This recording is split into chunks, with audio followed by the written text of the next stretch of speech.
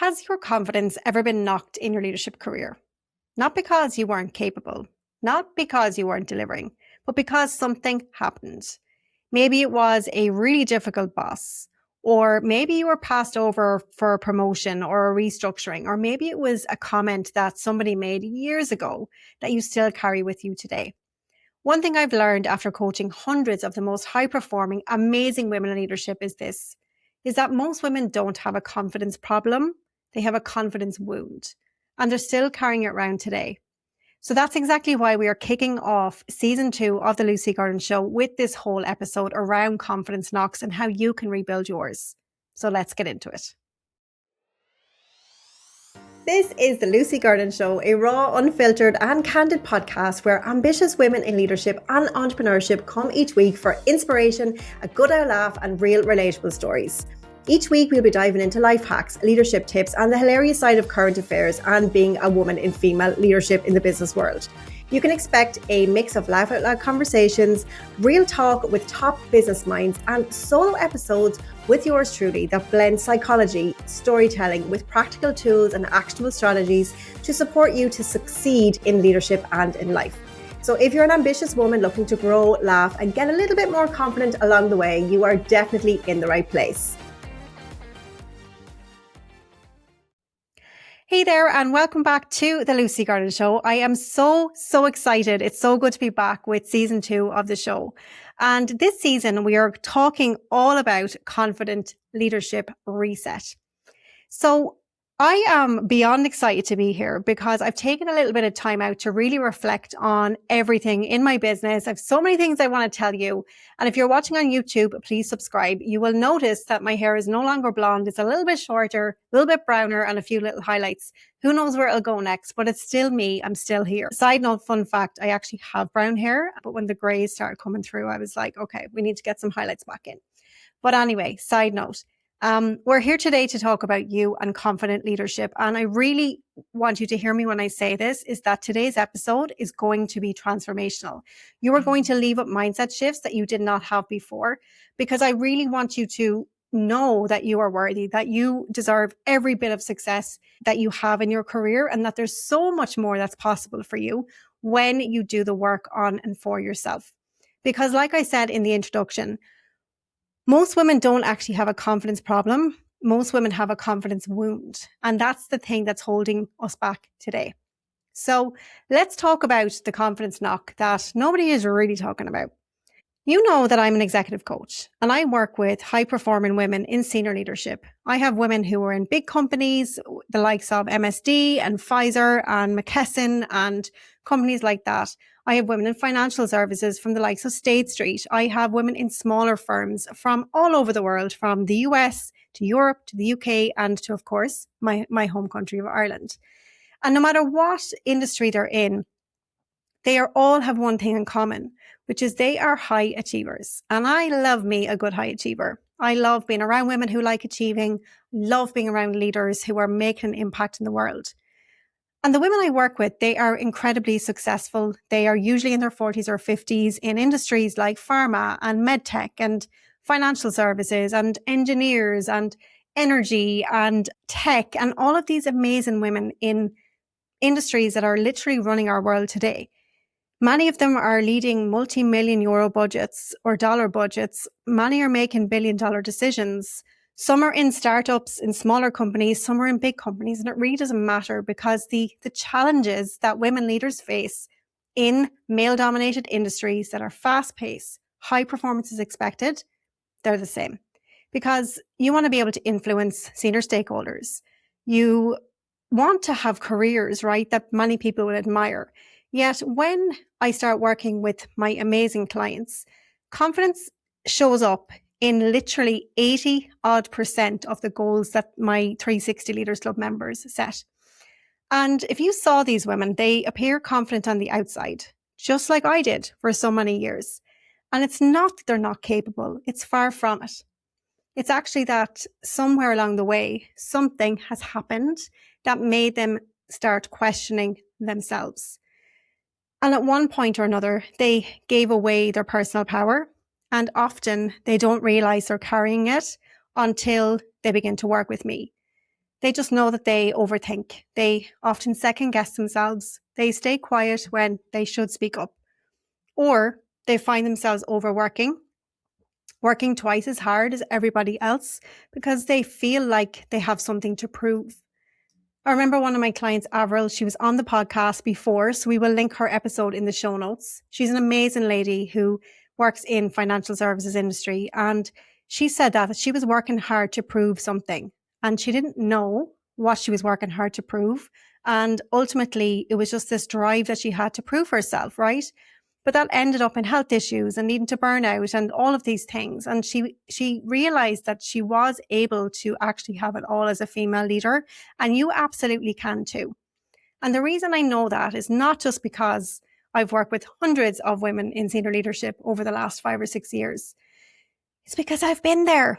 So if you don't know me, I worked in the corporate world for, I'm going to say 18, 20 years.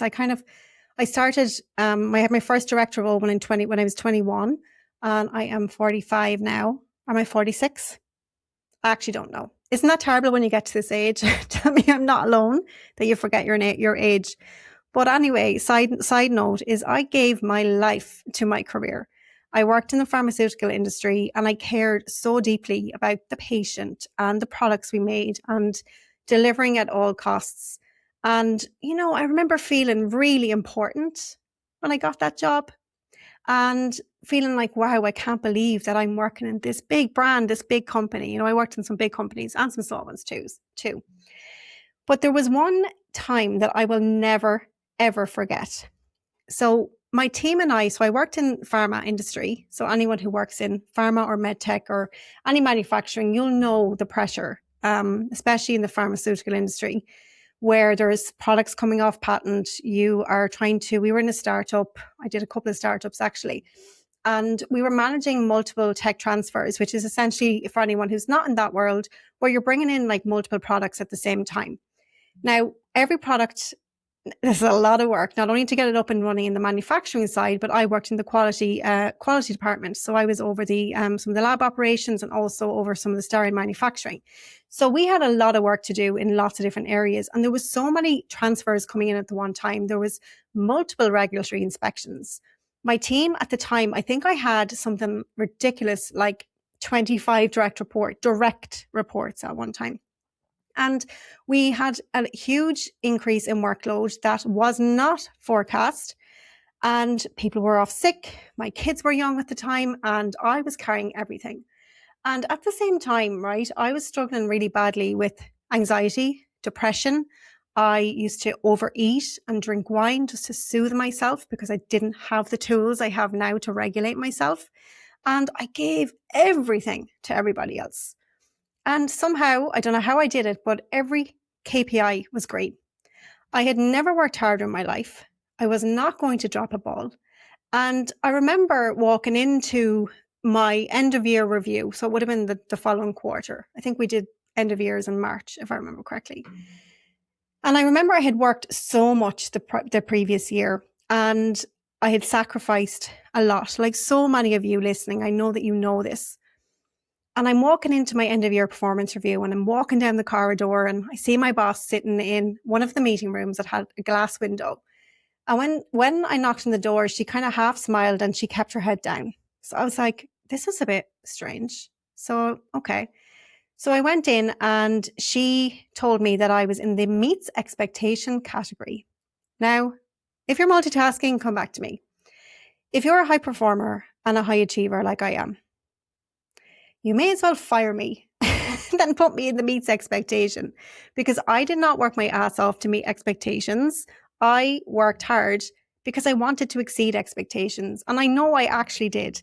However, they were my expectations. They were not the company's because I had set the bar so high as to what was actually meeting expectations that I left myself. It was just normal. It was just what was expected.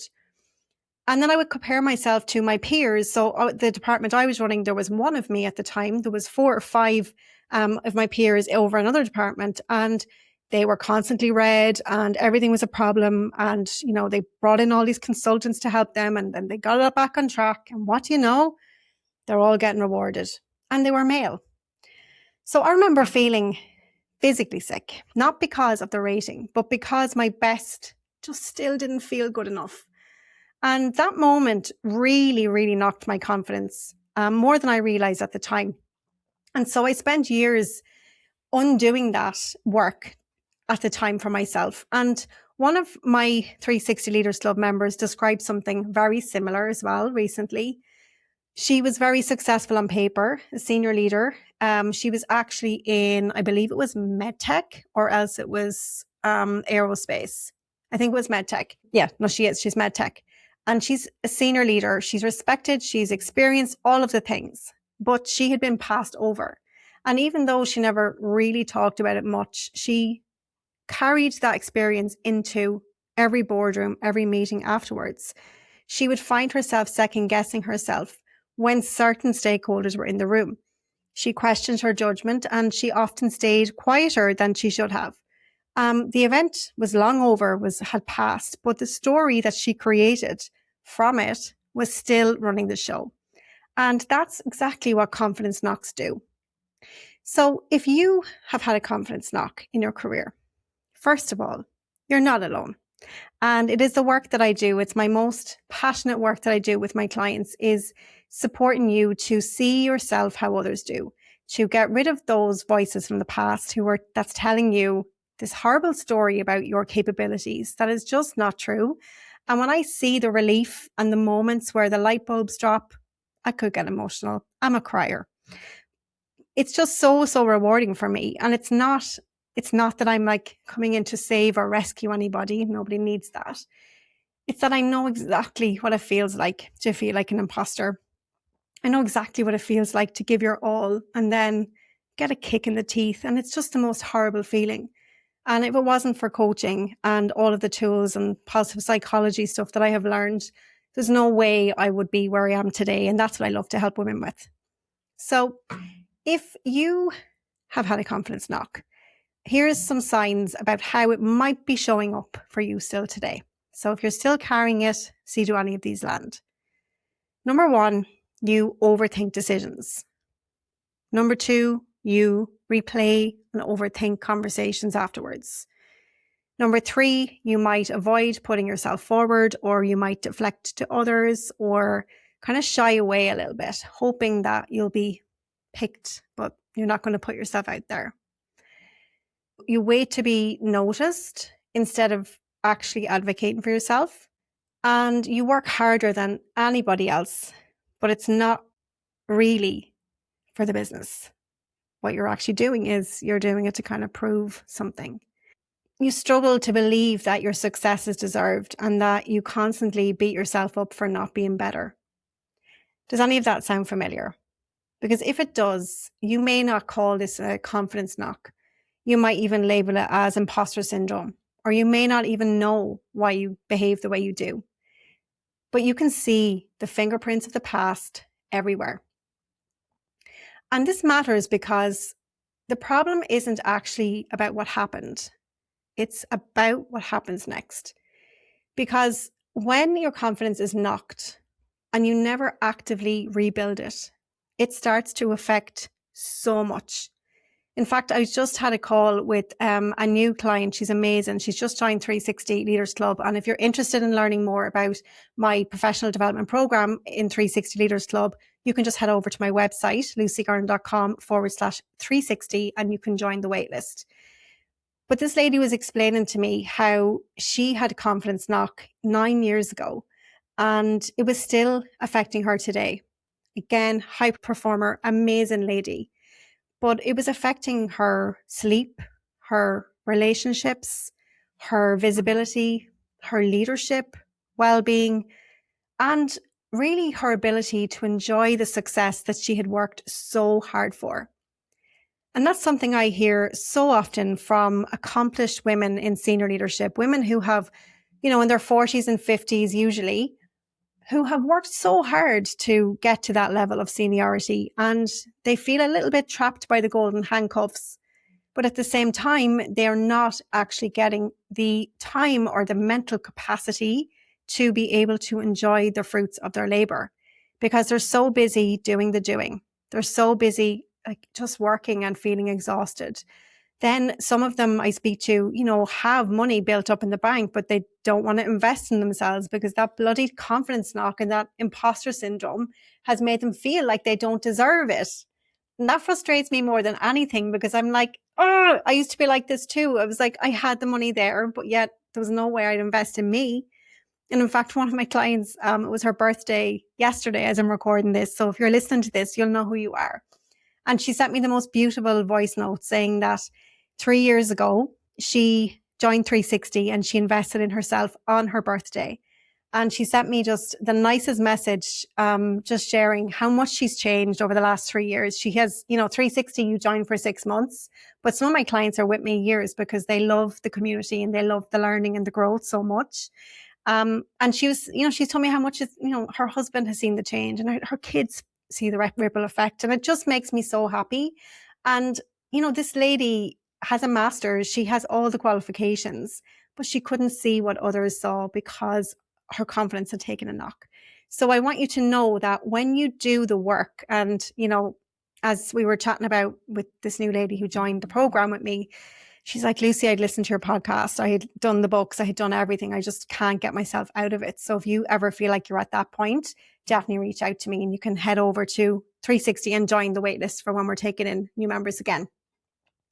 But that aside, the most powerful thing that you can do for yourself today is this. And I really want you to hear me when I say this to you, lovely. And if you're multitasking, come right back to me. That confidence knock or that thing that happened to you is not who you are. That difficult boss doesn't know anything, and that is not your identity. That missed promotion is nothing to do with you. It is not something that you need to take on as part of your identity. That criticism is not your identity. It was an event, and it was a moment in time where you felt vulnerable and somebody said or did something that took advantage of that vulnerability. And in that moment, your brain's only way of surviving was to take it on. But you get to choose. You can rebuild your confidence. You can stop feeling like an imposter. You can believe in yourself more than you ever have before. It is absolutely possible. It is so possible to have it all. You can have success, balance, and happiness. So if today's episode has resonated with you and you want to rebuild that confidence, or you want to feel more confident when you go into a boardroom, when you go into senior leaders, I've created something specifically to help. Now, because you're a podcast listener, you're probably going to love this. It is my confidence audio reset. Now, this is an 8-minute audio that I designed for you so that you have me in your ear before you go into any high stakes conversations. So if you want it, we will pop the link in the show notes. Just go and check it out.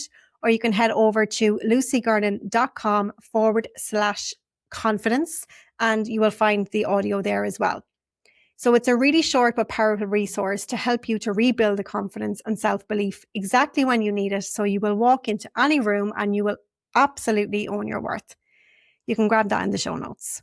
So in closing, this season of the show, I had to kick it off with the whole premise of confidence knocks because let's call it out. We've all had them, but it doesn't have to be a reality. And I endeavour on this season of the show to show you a better way.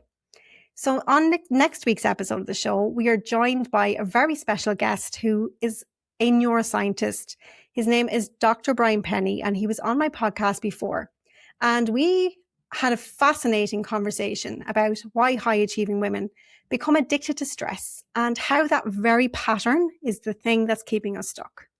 So definitely come back next week. Please subscribe to my YouTube channel so you can watch us on your TV or on your phone, or if you're listening on Apple Podcasts or Spotify or wherever you're listening, please subscribe so you don't miss a thing because this season is going to be transformational. So until next week, remember this. Your confidence isn't lost. It's still inside you. You just need to reconnect with it and remember who you are. And as always, success, balance, and happiness is absolutely possible. Remember that. So until next week, same time, same place. Bye for now.